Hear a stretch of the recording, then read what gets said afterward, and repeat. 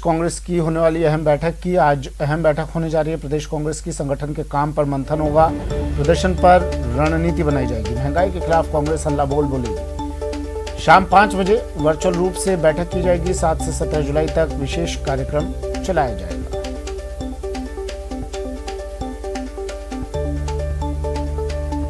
प्रदेश कांग्रेस की आज अहम बैठक 7 जुलाई से 17 जुलाई तक कांग्रेस का हल्ला बोल कार्यक्रम और इसे लेकर रणनीति बनाई जाएगी। महंगाई के खिलाफ कांग्रेस हल्ला बोलेगी। शाम 5 बजे वर्चुअल रूप से ये बैठक होगी, प्रदर्शन पर रणनीति बनाई जाएगी।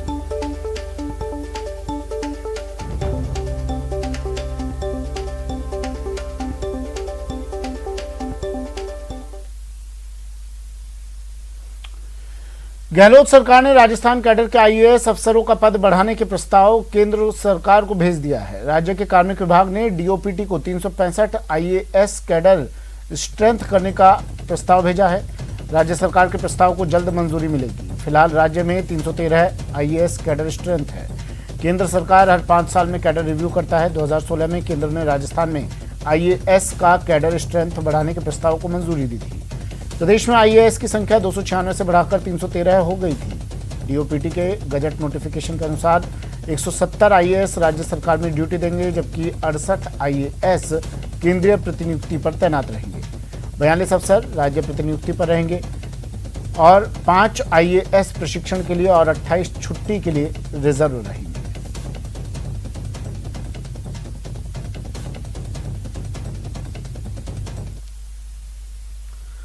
राजस्थान में जेल ड्रेस कोड में कारा महानिदेशक की ओर से बड़ा बदलाव किया गया है। मरुधरा की जेलों में अब महिला बंदियों को सफेद की जगह नीली या आसमानी साड़ी पहनने को दी जाएगी। कारागृह महानिदेशक के मुताबिक भारतीय संस्कृति में सफेद कलर महिलाओं के विधवा होने का प्रतीक है और जेल में सफेद साड़ी पहनने वाली महिला बंदी अवसाद में चली जाती है। इसलिए अब महिला बंदियों को नीली आसमानी साड़ी देने का आदेश दे दिया गया है। मंगलवार यानी कल से प्रदेश की जेलों में महिला बंदियों का ड्रेस कोड बदला जाएगा।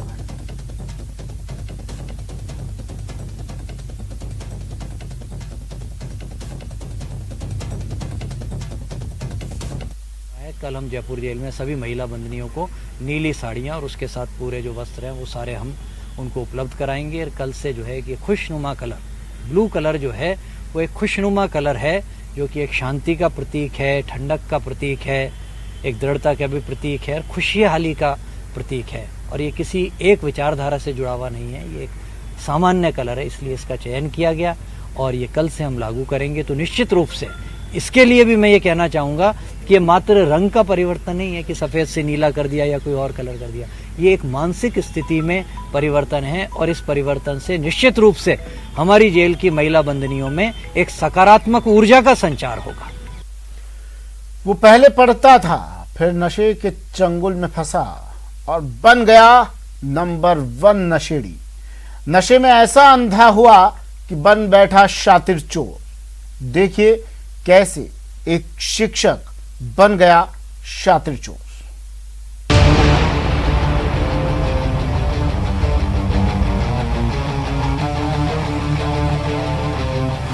मास्टर से मुजरिम बनने की कहानी। तीसरी आंख ने खोली पोल। नशे का डोज, टीचर बना चोर।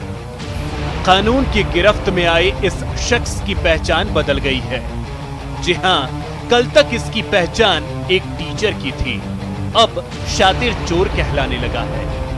आखिर ये कैसे पहुंचा कानून के शिकंजे में? दरअसल सीसीटीवी में बाइक चोरी की तस्वीरें कैद हुई। पुलिस की तफ्तीश में बाइक चोर की पहचान जालौर के सांचौर के रहने वाले सुरेश कुमार के तौर पर कर ली गई, जिसके बाद पुलिस ने चोरी की बाइक समेत इस शातिर को धर दबोचा।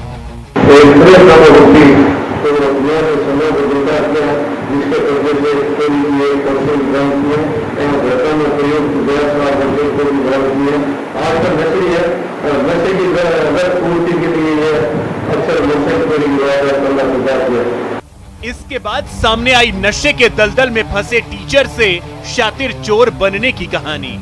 जालौर जिले के सांचौर के पास रहने वाले एक सरकारी शिक्षक ने पूरी शिक्षक समाज को शर्मसार कर दिया है।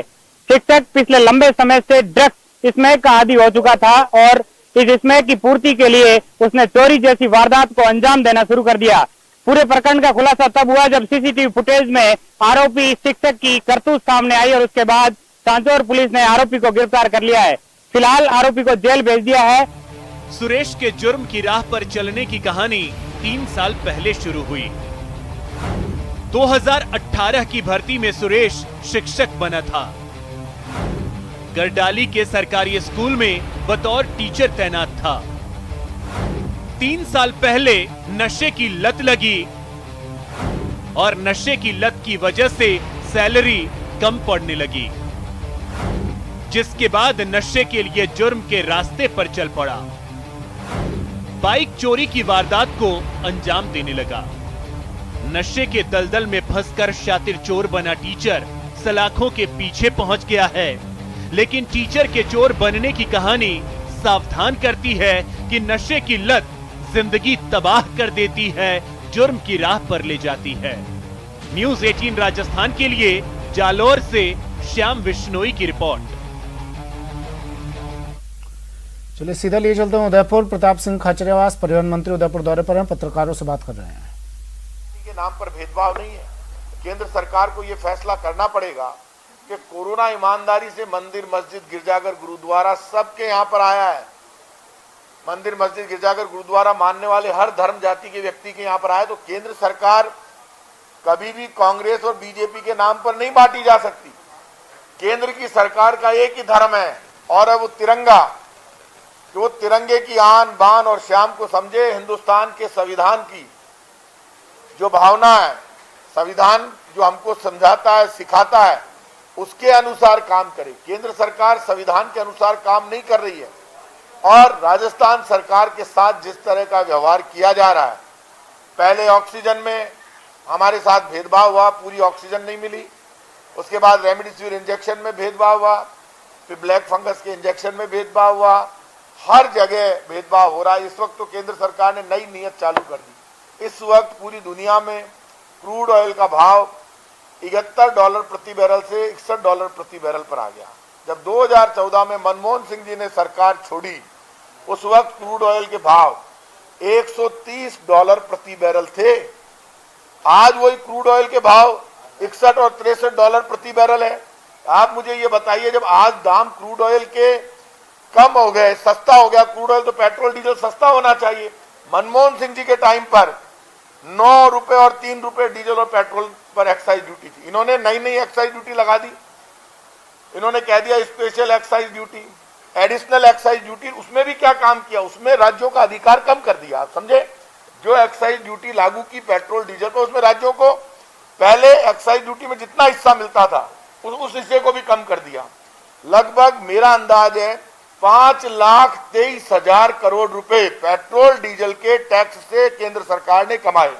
5,23,000 करोड़ रुपए। इतना पैसा तो इनकम टैक्स से नहीं कमाया, कॉर्पोरेट टैक्स से नहीं कमाया। क्योंकि पेट्रोल डीजल में यदि किसी की जेब कटी तो गरीब की कटी। अब आपने पेट्रोल डीजल में आग लगा दी, महंगाई बढ़ा दी। आपने गैस सिलेंडर की सब्सिडी खत्म कर दी। आप महंगाई के मुद्दे पर चुनाव जीत कर आए। आपने वैक्सीन के पैसे मांग लिए, 3-3 दरें निर्धारित कर दी। जब पूरे देश में आक्रोश खड़ा हुआ, सुप्रीम कोर्ट बीच में आ गया और सुप्रीम कोर्ट ने यह कहा कि 35,000 करोड़ का हिसाब दो जो वैक्सीन के लिए निर्धारित किए हैं। तब इन्होंने कहा कि 21 जून के बाद वैक्सीन हम फ्री कर रहे हैं। क्योंकि लोगों में आक्रोश था, मीडिया खिलाफ हो गया, जनता खिलाफ हो गई। वैक्सीन थी नहीं और पैसे मांग रहे थे।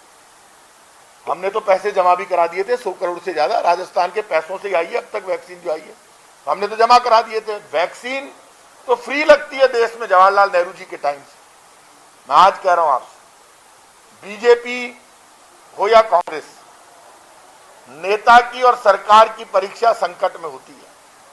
और संकट में केंद्र की बीजेपी की सरकार और केंद्र के बीजेपी के नेता फेल हो गए।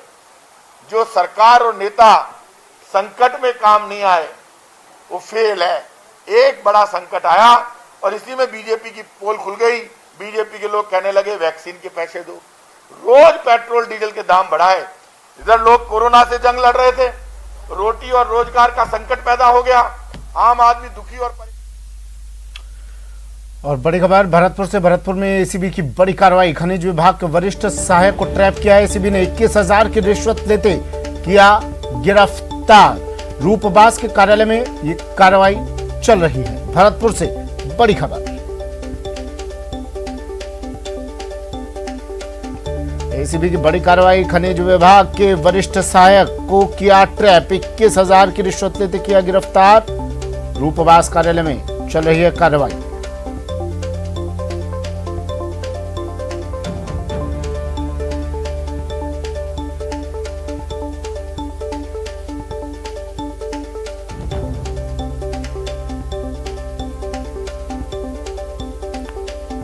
एसीबी की बड़ी कार्रवाई। भरतपुर में 21,000 की रिश्वत लेते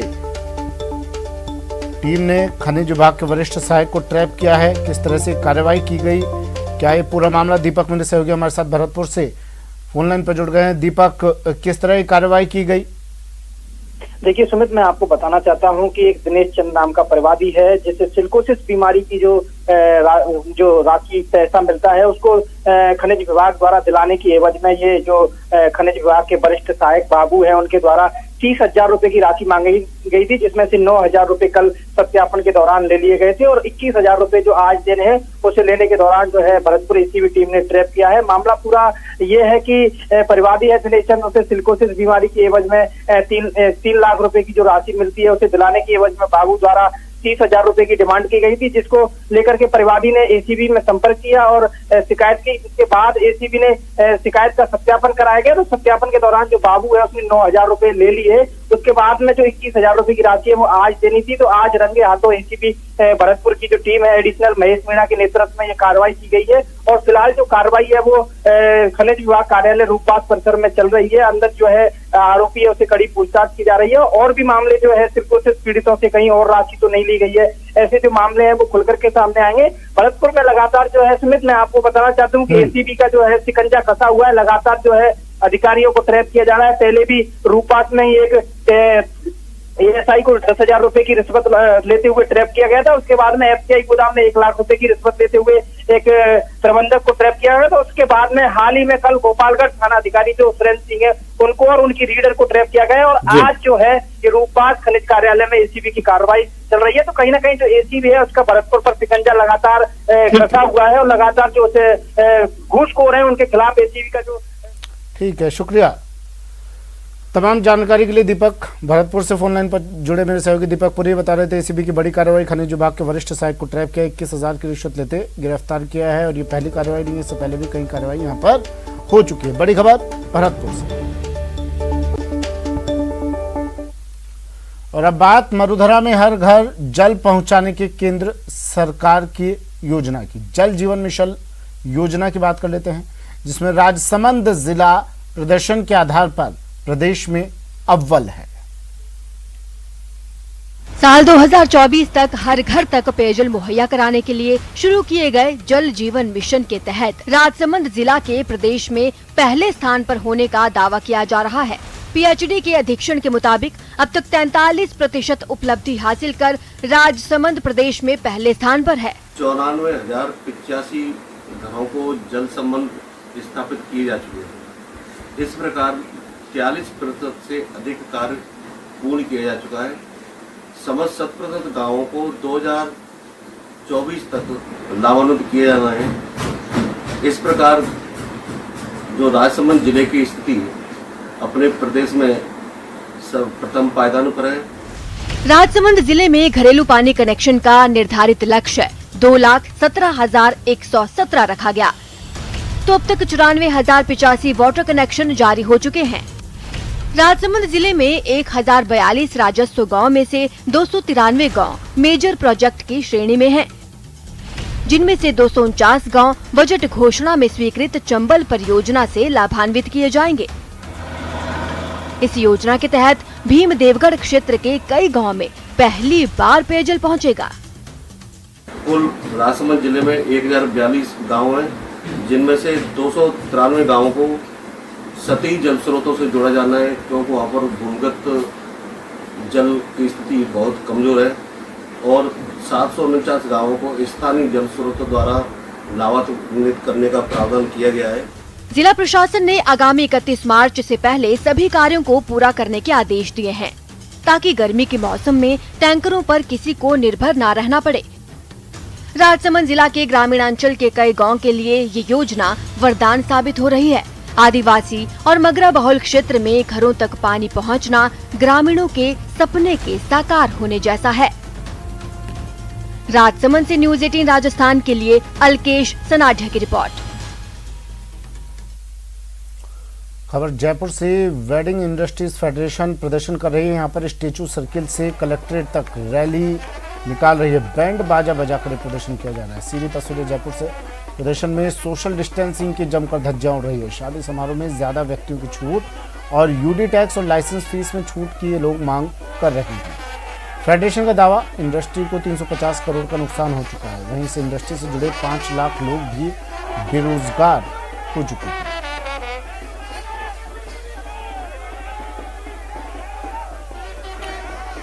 दिनेश मेरे सहयोगी हमारे साथ फोनलाइन पर जुड़े हुए हैं। तस्वीरें ये देखिए, जयपुर की तस्वीरें हैं। दिनेश, क्या ये फेडरेशन, इसके सदस्य, इसके लोग क्या मांग कर रहे हैं, क्या कह रहे हैं, प्रदर्शन क्यों कर रहे हैं लोग? बिल्कुल सुमित, देखिए अनूठा प्रदर्शन ये यहाँ पर देखने को मिल रहा है। वेडिंग इंडस्ट्रीज फेडरेशन का ये प्रदर्शन है। कलेक्ट्रेट पर पहुंचे हैं बड़ी संख्या में लोग और बैंड बाजा बजाकर जो है प्रदर्शन यहाँ पर किया जा रहा है। तो बिल्कुल अपने आप में ये अनूठा प्रदर्शन है। नाच गाकर और बैंड बाजा बजाकर जो है प्रदर्शन यहाँ पर देखने को मिल रहा है। मांग यही है कि पाबंदियां जो लगाई हुई है लॉकडाउन के चलते, उनमें छूट दी जाए, क्योंकि इंडस्ट्री जो है वो बुरी तरह जो है प्रभावित हो रही है। इन लोगों का यही कहना है कि हमारे जो है परिवार वो पालना जो है मुश्किल हो गया है। तो तमाम तरह के संगठन जो भी शादी समारोह से ताल्लुक रखते हैं, तो चाहे वो बैंड वाले एसोसिएशन हो, चाहे वो फ्रेंड एसोसिएशन हो, चाहे वो। ठीक है, शुक्रिया दिनेश तमाम जानकारी के लिए।